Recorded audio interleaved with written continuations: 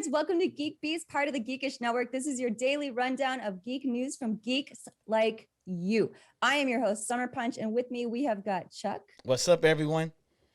And we have a special guest host for you today, Rueben, voice actor. And you may know him as Colonel Hidalgo on the show Trese, latest edition of anime from Netflix and first Filipino-only cast. Correct me. That's right. Filipino-only cast? No, there might be that's some correct. non-Filipinos in there. Filipino-based show. Rueben Wei. No, all of them are Filipinos. Even the ghosts are Filipino. So it's There we go. Astral plane. Well, thank you for joining us today, Rueben. We're so excited to have you, especially for our Friday show. If people in the chat know how it goes on Fridays, I hope that you brought a drink, Rueben. Chuck, I know you're prepared. Always. And I hope that all of you guys in the chat brought one too. Drop in the chat what you are drinking right now. I'm just that girl right now. I'm having a fucking White Claw because it's that kind of night. It's that kind of night. Yeah, I know. No shame. I left my class at the door. Rueben, what are you drinking tonight? I'm drinking some South Coast Winery Sangiovese. Okay, you guys are just Tuscan embarrassing me now. All right, really, you just gotta throw me under the bus. I just told you I'm drinking my White Claw. All right. I was going on a sake binge for a while. That was happening for months every Friday, and now it's just like I gotta shake it up. All right, Chuck, tell us what you were drinking. What like concoction elixir you have today? Jameson and ginger. So I got James and ginger.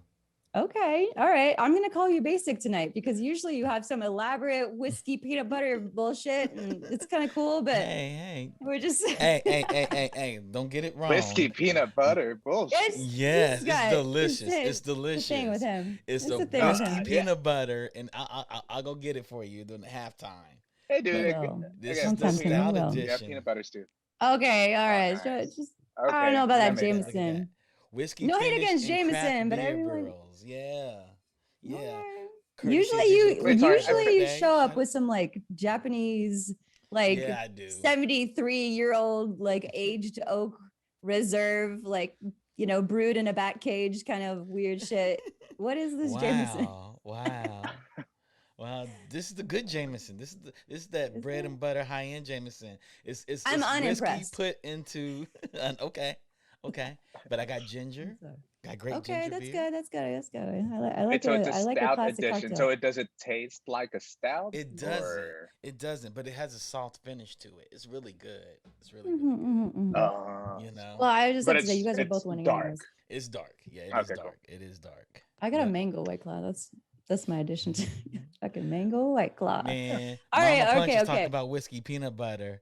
Recipe for puking. Yes, but it's a peanut butter whiskey, Mama Punch. Peanut butter whiskey, and it's delicious. Oh, she's got some Pinot Grigio in the chat. Okay, I like that. Okay. What's everybody else Miss K, may I see you there? What are you drinking tonight? I need to know. Let us know in the chat.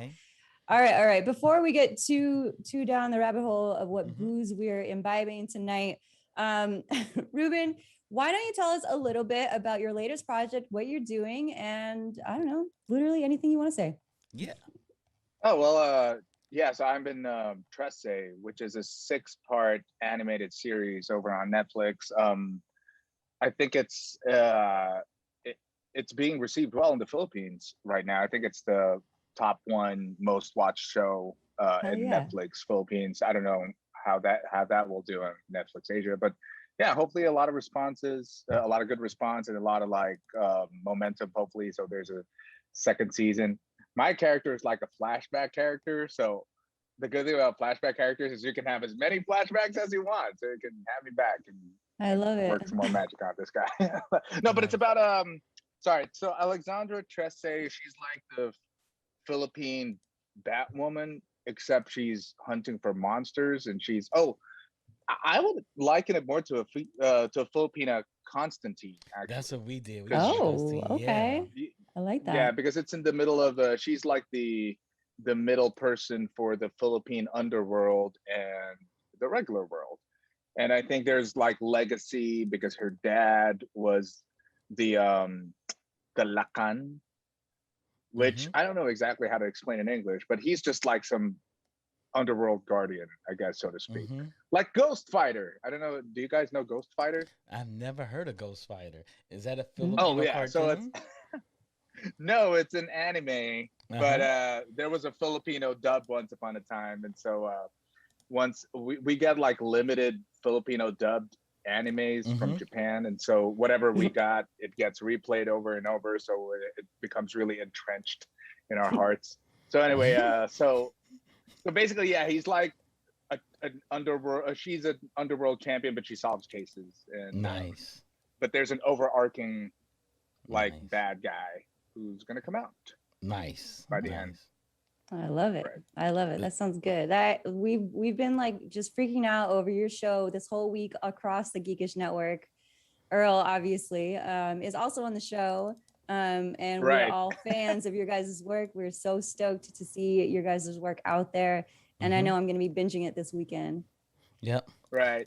And there's a funny story with that, because Earl and I are like, so I've been his cover for, I don't know if you guys know Supportive White Parents. Yes.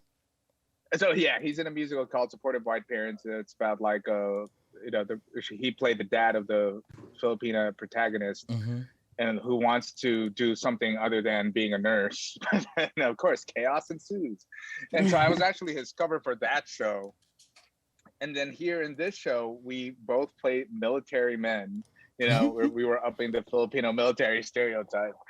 And then we both turned into the same bad guy. And so we're like, oh, we're like multiverse versions of each other that happen to live in the same existence. But yeah. I love it. That's so good. So you have worked with him before too, then. That's really good. So tell us about your character, Colonel Hidalgo. So what is his role in the show, without giving any spoilers, unless you want to give them, of course. We would love to hear him. Right. But no pressure. But yeah, what is his role in the show, and what is it about his character that do you find any similarities between like yourself and the character that you play? Oh, I hope we're not similar, because he's a horrible person. Although by the time we see him, he's like super horrible guy. Even more interesting answer if you do, though. Right. Because the thing about him is he's the military, I guess, in the Philippines is portrayed as a little bit of a boys' club, which I guess it was for the longest time. So they had a skirmish with a Filipina rebel, and he made her like have a tournament against her own men, and so that's pretty sick and twisted. But because of that, he became hunted down, because he's one of those like generals that have like tattooed underlings, because it's a club against the skeleton crew. And that because of that, he gets chosen by the Filipino god of war as his avatar. But it doesn't end up good for him, because, he loses himself. And he gets torn apart to make way for, it's like molting. It's like during the anime when I started to like, because they overlaid the animation to our voices, which is my first ever experience with that. Usually I'm the one who dubs English voices on Asian actors, because all the Korean dramas that are out there. So that's part of the voice gigs that I do as well. But it's different when you're fitting your voice into a character and they're the ones fitting the animation on you. And it was like, oh, that's so cool. But then the part where he turns into the big baddie, they're two, like, so if this is the frame, right, of the screen, and it's like drafty animation, then two hands came in and like ripped them out. The part was like, ah! Like, how, what kind of voice do I do that? Like, la, la. I don't know. What do I do, director? It's like, just scream normally. Don't think about the science of how the vocal cords will still make a certain sound when your head gets ripped open apart. But yeah, no. Okay. Sorry, all right. Questions? No, this is incredible. Chuck, do you have your hand raised right now? I do have my hand raised. Okay, you may speak. Okay, he tried to let it slide, but he just told me he does English dubs on Korean dramas. Yeah, that's correct. Yeah. Oh, what? And Korean one dramas? Japanese art house film. What Korean dramas? Because I'm a Korean drama fan. Yeah, we're both big fans. Yeah. I did my first love. I don't know if you know that. My first love. I'm taking notes like right now. All right. So there's 2 seasons of those. So it's okay. Great. My first love. Right. Are you the love interest? Are you the love interest in the show? There are two couples. I'm one of the. Of course, there are always two couples. Boy, girl. Right. Yeah. So I'm the funny guy couple. Okay. Because they're serious, brooding. My life. There's a lack of purpose in my life. So there's that lead, and then there's the goofy lead, but hides all the pain with his goofiness. Okay. Okay. That's the guy I play. That's the guy you play. Yeah, like I'm so goofy because deep inside my heart's breaking, and then the other guy is just like, I'm just brooding because my heart's breaking. But that's about right. That's about right. We got different ways of dealing with things. That's right? Okay. And the protagonist women are there to save the day and heal that scar. Yes, that's what women do. Really want to do. Yeah, that's what they really want to do. Yes, is heal broken men. But in the Asian style, so it has to be a little like. You can't really romance in Asian culture. I guess you have to insult them and make them feel bad about themselves. Oh wow! Like, why are you such a bully in the first place? Because it hurts. Well, then I hate it. She's the woman for me. That's essentially how Asian dramas go. I love that. No, I love it. I love it. I love it. I got into a real big K-drama binge during the pandemic, and it got me through. I would say K-dramas kept me alive last year. Right. And then I also did Sweet Home, and there's a classroom one that I did. Extracurricular. So extracurricular, my first love and Sweet Home are my 3 Korean dramas that I have provided English voices for. Which one did you like the most? Yeah. Well, I was a lead in my first love, so that was enjoyable, but in extracurricular, I played like this goon, because it's like extracurricular is the story of, I don't know why they're always in high school, but they're in high school, and the guy runs a prostitution ring. Okay, didn't expect that part. That's right. That's because his parents abandoned him. Right. Yeah, his parents abandoned him. He needed to make money. And so he was running a prostitution ring with just, he's one of those my microphone. Oh. So he's one of those guys who's like super shy, doesn't talk to anybody, like this close to being a serial killer, but is not, because he doesn't have the confidence to do so, because it's all about confidence. He can't stand up to the bullies, but he's doing some real shady shit. And then I think so he's a nobody in society, but then the girl in his class who's a somebody, meaning like a rich person's daughter, who is in a rebellious phase, kind of discovers his secret, kind of wants to work with him because she wants a cut of that cash. But then they start encroaching in somebody else's territory. I play the muscle of that guy, the guy whose territory is being encroached.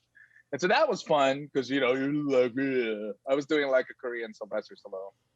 Nice. Hey, what's going on, boss? Nice. I don't know how that translates. But I did that. And then in Sweet Home, I played another weaselly dude. So it's fun. I don't know if you guys know Sweet Home, but it's a Korean Resident Evil. Essentially, they're stuck in an apartment complex. It sounds familiar. I haven't watched it, but I think it's on Netflix, right? That sounds very familiar. Yeah. It started off as just a free web manhwa. So it's not a manga. It's a manhwa. The Korean version of a manga. Yeah, manhwa. Okay. So it started off as just a free for everyone to read. It didn't even look like super profesh. But hey, they sold the IP and made a show out of it on Netflix. So it's called Sweet Home, and that was a pretty big hit back in the Philippines as well. But I think this one, Trese, is the biggest because it's Filipino representation and all that.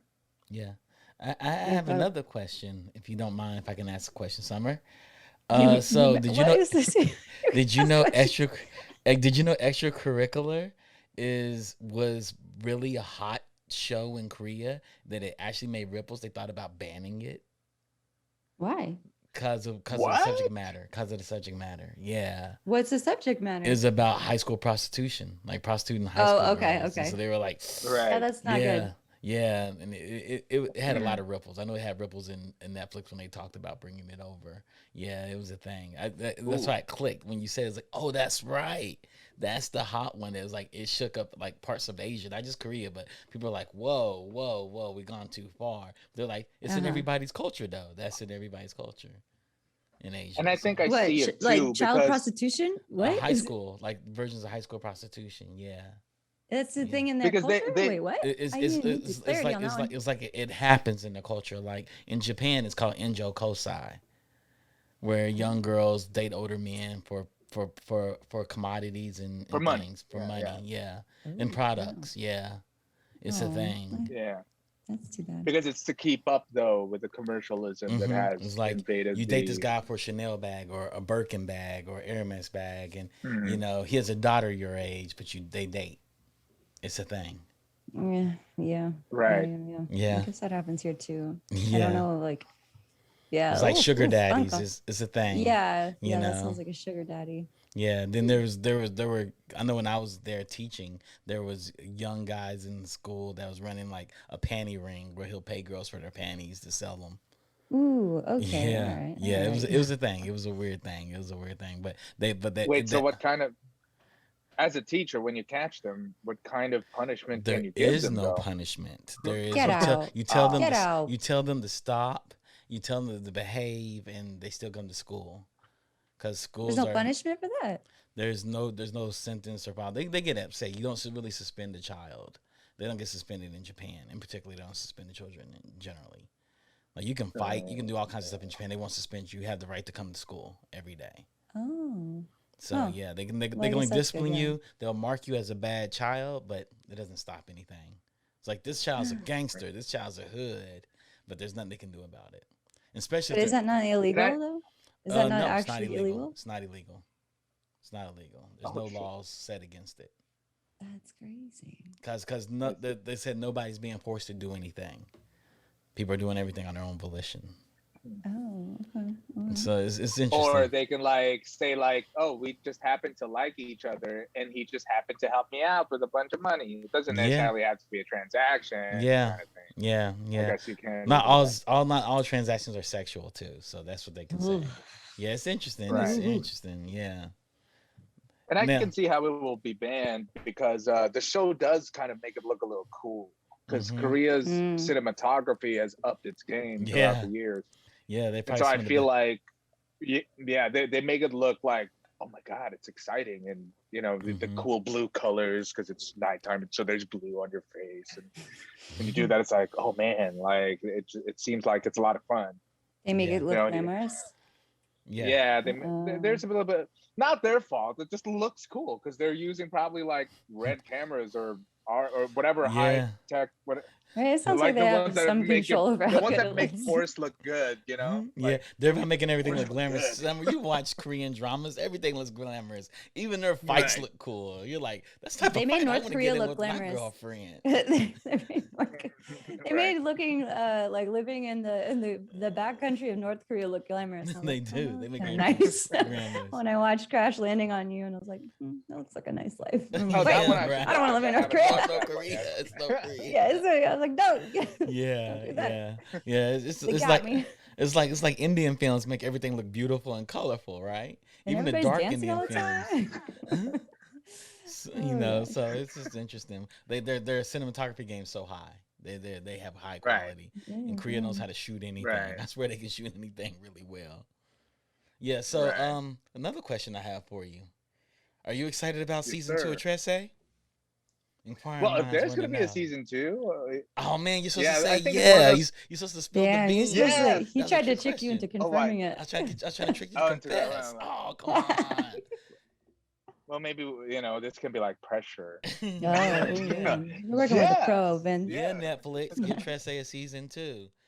Do it. Yeah, I think if the response is huge, that's why people. I think now's the time. I think there's 28 days to click on that. And you don't even have to watch it. It just as long as it plays in the background. I think. But I don't know. People. Wait, what about that 28 days? Can you clarify? So, I think I just heard from the grapevine. I have not seen anything that confirms this, but I think they look at like a few weeks to see if it does well. And I don't know what metrics they use, but it has to do well for them to be like, oh, it's worth the money to make a season 2. Like Here's within some 20, more. 28 days. All right. So everybody at home, watch it. Make sure that you give them the viewership so that we get a 3rd season. So I guess it's more up to us, Chuck. Yeah, we just keep playing it in the background. Binging it this weekend. Yeah. Or like do a prequel, because I'm like in the timeline of the dad that she has issues with. So yeah, so maybe we can do that one. So my character's back. Yeah, we do a prequel. Yeah, we could do it because Anton, the father, has a very interesting arc. And when it comes to life, I don't want to ruin it for Summer. In episode 6, you're like, oh, this changes everything. Yeah, it's so good. Yeah, I know. Yeah. When I watch the show, I'll be like, oh, the Colonel. I know that guy. Yes. That's going to add to it. I know that guy. Yes.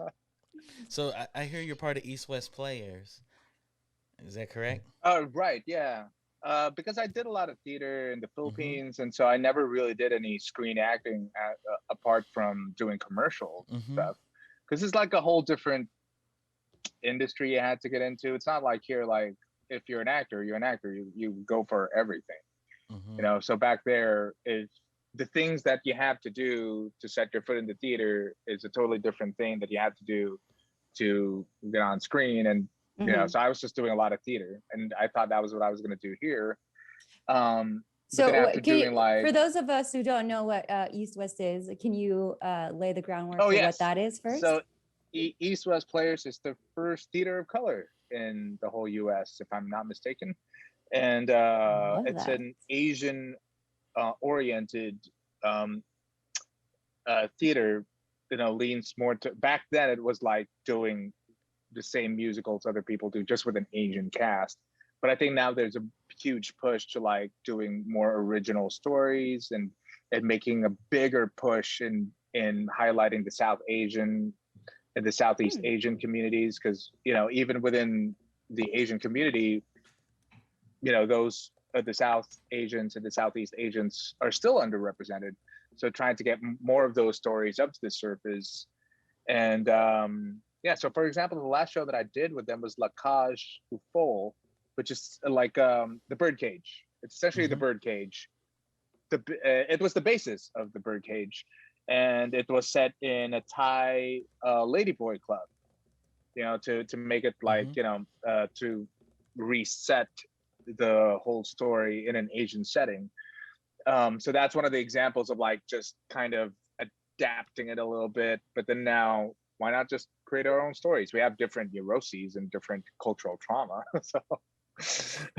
So it's one thing to repurpose the story. Cultural trauma. Sorry, it was just like cultural such a trauma. What are you talking about? Tell us. Do tell. Yeah, colonizers. We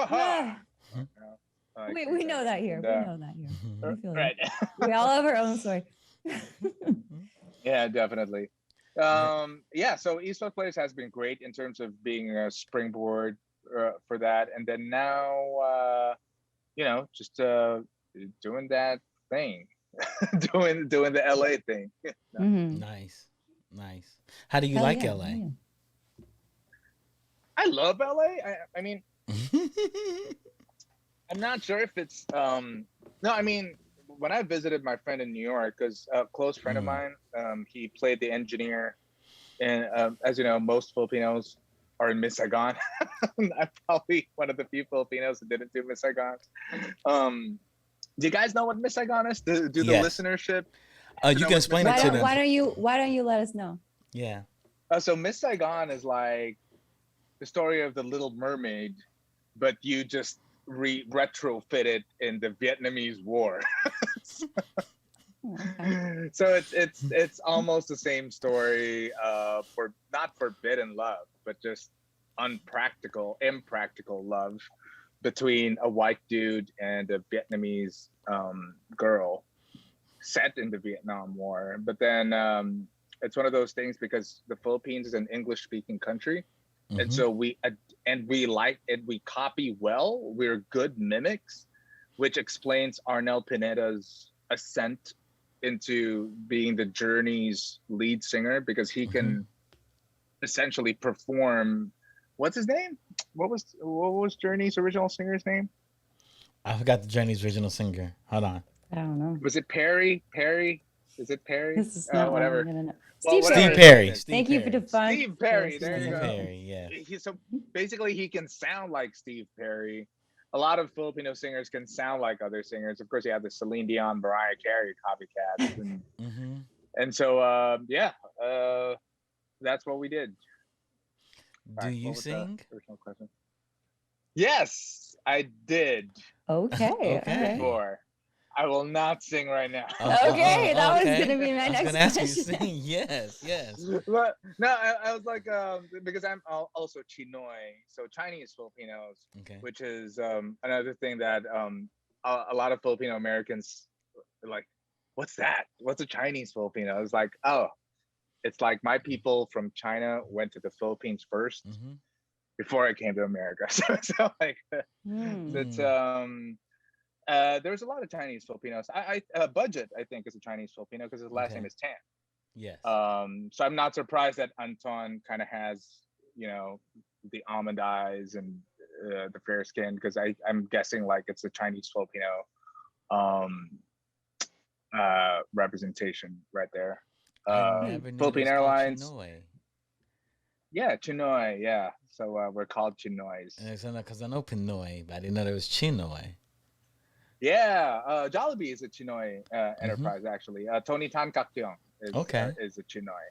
So we and I went to a Chinoy school, which tried to teach us Mandarin, but then the language with Chinoy people is Hokkien, which is like a different language altogether.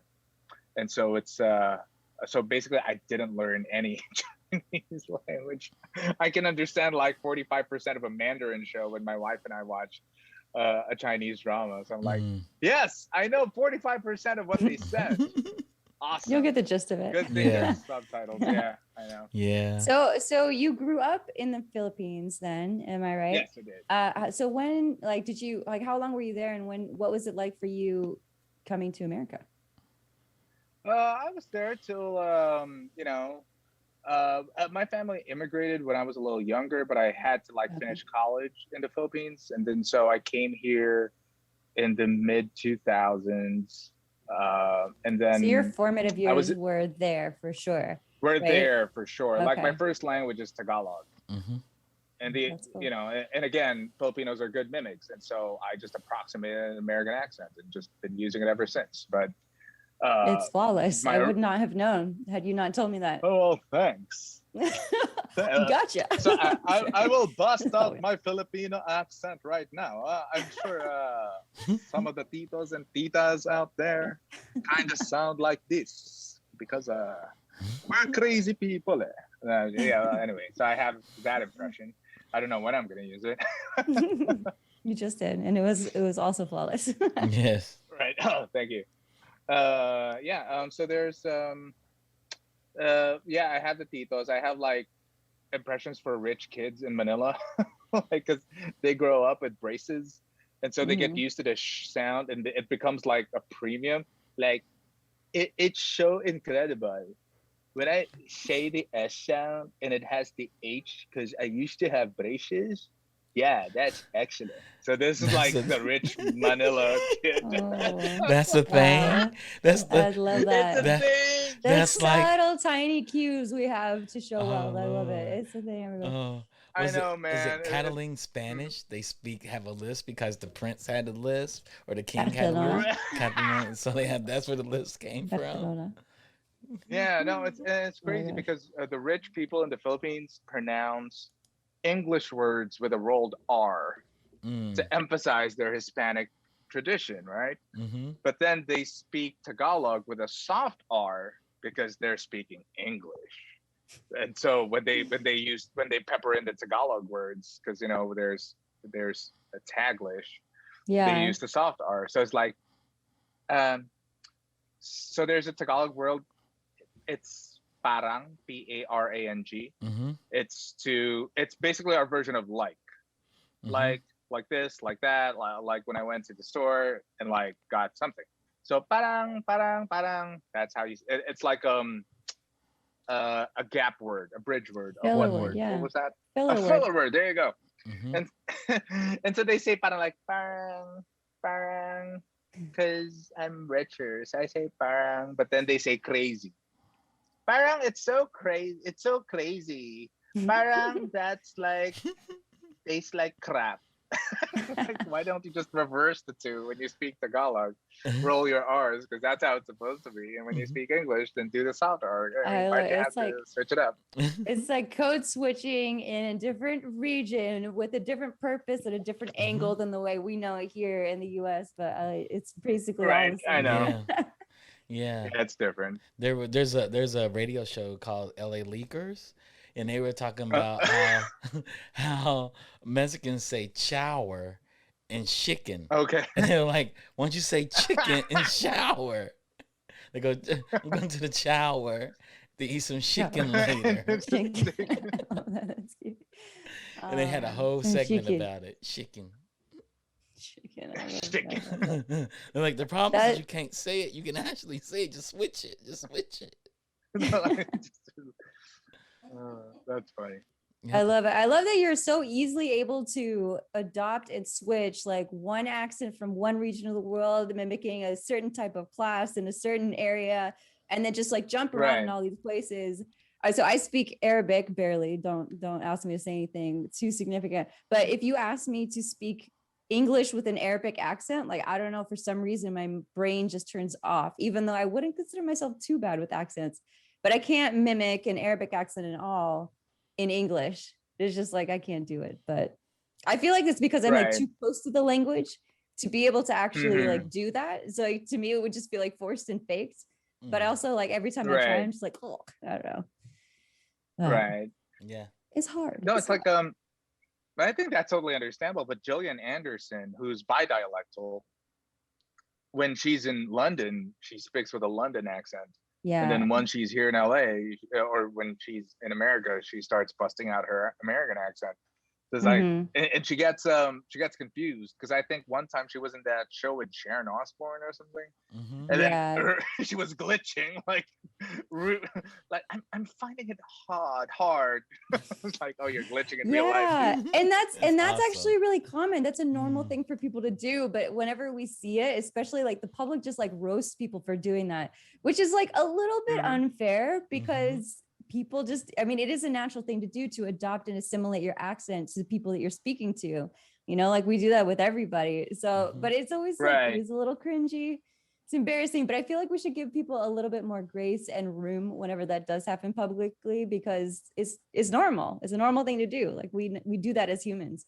That's how we learn accents, right? Right. I have a question, Rueben. What other accents do you have? We were going to do a show at one point where we switched accents.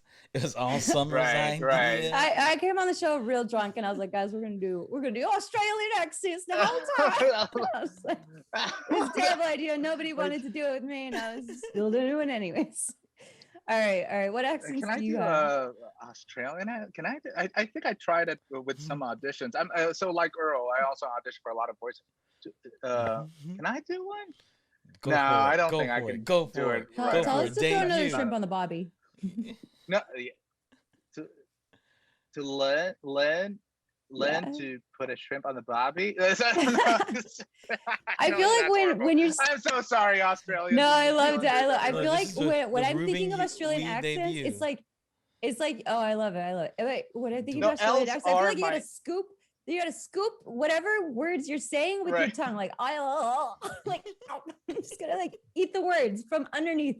I don't know how that sounds out loud when I say that out loud. Of like, yeah.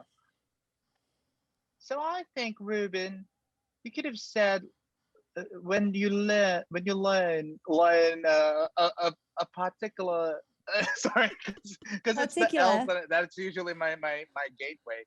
Because the British, when they do L's, it's like clever, clarity. But with the Australians, it goes like clever. Like it does scoop a little bit more, right? That's a different. I definitely have a Filipino English accent because and I think the titos and the titas when you know when you your cousin Benjo, remember he went to med school, huh? And so it's when it's your turn, you have to be, you can't be, your cousin can't be better than you. Because they'll have to like speak low. So, but then they're speaking of a family member, so they have to criticize that family member in a lower voice. So there's that. What else? My original accent was actually a little bit more urban because wait, Charles, you're Filipino, right? No, I'm not Filipino. No, you're not Filipino at all. Okay, cool. But I love hearing that Filipino accent. Yeah, I can totally see it. But I love hearing that Filipino accent from you. It sounds like so comforting to me, because much of my sorry, you guys. I had technical the biggest difficulties. export of. Sorry, I had technical difficulties. So we're back. Sorry about that. Are we? I don't see the chat. Oh, did we just go to commercial? I went off to commercial, then I came back. Okay. So I had to fix it. Okay. Oh no. Oh, looks like we're back online. Hello, friends. Hey, we are back. Sorry for the technical difficulties. Chuck decided to just dip out for a second. He was like, "Fuck this shit." No, that's exactly what I did. We're back. This internet monopoly. I hope you enjoyed your break. Yes, I did. I had to make the restroom break, and I just had to do it really fast. He did it really fast. He's actually a vampire who moves in light speed when he wants to, but not when we want to go live on the show, in which he's always late. Boom! Damn the funk. Boom! Damn the funk. The funk said we left off the part where Chuck was denying being a negrito. I am not a negrito. Damn. Oh, damn. So Rueben, I used to live in Hawaii. And I used to go to a hip hop shop called the Armory. It's owned by Filipinos. Oh, okay. They had one that was my clan in Hawaii. And the guy that ran the shop, a young lady came in and she was like, "Are you Black Filipino?" And he was like, "No, he's a negrito. He's full Filipino." And I looked at him, I was like, "Yeah, I'm full Filipino," whatever he says. And for 2 years he thought I was a negrito. You know, I met her. Chuck, can you explain to those of us who do not know that are filling in the blanks that you probably just want us to fill in the blanks what that word is, which I'm not going to repeat? Negrito, we're the native Filipinos on the islands, and so they're of African descent. And they were raised in islands, so they migrated from Africa to the islands. And when white people came, they ran up into the mountains. They're like, "We're out. The white people are here. We're not going to deal with them. We're out." And they ran. But they're the darker skinned Filipinos. They're the dark ones. They're the black ones. Like you look at them. I wouldn't be surprised if there's like some relation to the Australian or the Oceanic Aborigines. Sorry, I don't know how to pronounce that word. I just read it a lot in school and stuff. I never had to say it. So it's Aborigine. Aborigines. Okay, yeah. Yeah, so I wouldn't be surprised if they're related. Native people of Australia. And the funk is questioning me because I make a bangin' chicken adobo. But do you? I do.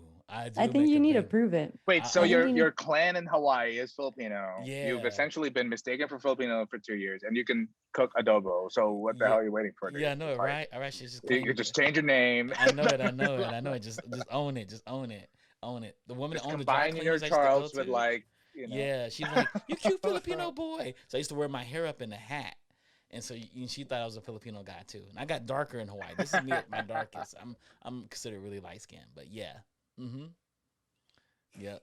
And all my friends were break dancers and DJs, graphic artists, and graffiti writers. So right. That's they're like, essentially he's Filipino. He's Filipino. He DJs. He's Filipino. Like, yeah. Yeah, I know. So like, I'm part of this thing called the Filipino Actors Mercado. Earliest part of it. And then, so one of the actresses that I met, her name's Jacqueline. It was like, "Oh, you know, my cousin from theater, from Philippine theater. He's my cousin over there." It's like, "Oh yeah, I know him." And then I'm like, "But it says here you're also mutual friends with my friend Decky." And then she's like, "How do you know Decky? He's from the other side of my family." So it's like two different sides. That's about I think one is maternal, one is paternal. It's like, "How do you know him?" "Oh, I was part of his crew at one point because we were part of a hip hop crew at one point." Like a dancing crew, like a break dancing crew. Yeah, no, it was a crump crew, specifically. So like basically anger issues. I think you need to expressed stand in dance for us right now, Rueben. Oh my god. No, I can't. I already drank, and my wife is just right here. Does she know you're a crumper? Does she know you're a crumper? Yeah, she does. But by the time we met, I haven't crumped in years, so it was kind of like that thing where I don't believe you. husband. I don't believe a word you say. I think you should prove it to her. I think you should prove it to her right now. I've tried. I've tried a number of times. And like, you know, it's like, you know, just form a circle. I'll be in the center and I'll show you things. But then once a person has made up their minds about you, that's it. Like, she's seen me poop. And so I was like, you're never, you know, you never crump. So it can't go up. You know, there's no amount of calling back that you can do to. Yeah, I get it. I can't wait to see you. So I'm gonna invite you out in LA. What are you doing Saturday? You gonna go to a day party so you can crump on Saturday? See, he really wants the to go. The answer is yes, Rueben. Yes, you're like trying to find excuses. Yes. We'll bring the Punch family out. We'll go to this day party. We'll bring the Punch family out. We'll circle around you, and you can crump for everybody. Yeah. Right. Exactly. I mean, Filipinos used to own breakdancing. To the Koreans, put money from the government into the breakdancing. Like Battle of the Year used to always be to the Filipinos. Right. Yeah, the best breakdancers are in Asia. Yeah, hands down. Asia and France. Really? Yeah. Did the trend like fade out like it did in the US? Like breakdancing isn't as much of a thing as it used to be. Is it still big there? It's still big everywhere. Well, up here. Because here breakdancing was used to break up gang fights. Right. Yeah. You know, in Asian countries, it was used to kind of rebel against your parents. Yes, of course. As that's the main difference, you know. So I think with you know the push here to like kind of not be in a gang life and you know I guess so I think it's understandable, but in Asia where there's still a lot of parent rebelling because like we don't have to be perfect breakdancing. So I always thought that was like a uniquely like I always thought that was a uniquely like Asian American thing where like Asian children rebel against their parents here because of the pressure to succeed here. But I always thought that like, well, they're surrounded by each other. So maybe the pressure isn't so intense, but it sounds like a thing. No, it's very intense. There's nothing like. Do they all want their children to be doctors too there? Like in the entire country of doctors and. Oh, hell yeah. And if you're not going to be a doctor, so let's say it's not that they don't allow you to be an artist, but if you're going to be an artist, you better be an artist I can brag to my friends about. You know what I mean? Because it's easy to brag like, you know, oh, my son's a lawyer. It's about the peers and competing with, you know, it's like this high level competition. So they can't brag about a struggling actor to their friends. You know what I mean? Like, oh, we're having tea and like my son is he's on Trese. He's on Trese. That's what they say. Like my son is on the first Filipino American thing. Right. He's not only on Trese, your son he's a colonel. No, my parents were great because it was like, fun fact, in the Philippines, when I was still in college, I was in a boy band. And you know that you just dropped this in 2 minutes before we cut. What? Go on. So it's an a cappella group. There's nothing more funny than this because a fun fact about Filipinos is Filipinos are good at choral singing because of freaking church and Catholicism, right? And so let's go to church every Sunday and harmonize and stuff like that. And so choral singing becomes like a real thing. It's like next to Miss Universe. So you have Miss Universe and you have choral singing in Filipino culture because, you know, Filipinos love anything permanent and unchanging, which is classical music and Latin. So they sing a lot of that. But then, so the next evolution is an a cappella group because it's like choral singing, but with pretty boys wearing whatever the latest fashion is, but there's no dancing, so it's not like a full boy band. But then I was like, but we're a freaking boy band because that's essentially the function that we're doing in You're society. You're a band of right boys now. who sing, a band of boys who sing. So why that's y'all not dance? But no, we're well, it sounds like you could have danced though with your crumping. Yeah, you could have crumped. No, I wanted to. So it was like 4 guys right? The beatbox is over here, and the bass is over here, and the singers are over here. I was this one guy dancing right here, and everyone's just swaying around. So it's like that. Oh, So that's nice, essentially nice. Y'all had chemistry and everything. It was a group issue, dude. Like we had to talk about it. Like as a group, what do we think about Ruben's dancing? And to be like, but we sing danceable songs, guys. What else can we do? It's Earth, Wind, and Fire. Oh my god! Oh that my sounds god. amazing. And yeah, Earth, Wind, and Fire. Now you look at Bruno Mars and say, "We could have been that, guys. We could have been that as a boy band." Yes, exactly. I mean, you know, all Filipinos belt. I mean, that's where Bruno Mars got his. It's not from the Puerto Ricans. Exactly. His belting comes from Filipinos. Yes. Oh, hilarious. I'm like, okay, making that line. Okay, well, Rueben, thank you so much. You officially won the award for most entertaining guest we've ever had on the show. We need you to come back and do a little crumping, boy dancing, like skit. I don't know. Whatever. We just need to get you a little sauced up because this got good. Yeah, he got me addicted to resort shirts. I don't know if like my wife is. Oh, there's a resort shirt over there. Do you want it? Oh, it has Aaliyah on it, so I'll buy it, and that's because of Bruno Mars. I blame him. Nice. Anyway, sorry about that. I know. I have truly loved you being here. This is hilarious. This is so good. We need to have you back sometime because this was that just more gems. Like every like 5 minutes, just like I was in a boy, but I was in a. All right, it was excellent. Awesome. Thank you so much for joining us. Yes. And thank you guys in the chat for joining us tonight. We appreciate your presence. If you're not following us already, do so now because I just told you to. And I don't know, subscribe. We're using Amazon. That's my usual outro. It's not in front of me, guys. Just do what I tell you to just figure it out. We love you all. We'll see you on Monday. Drink up.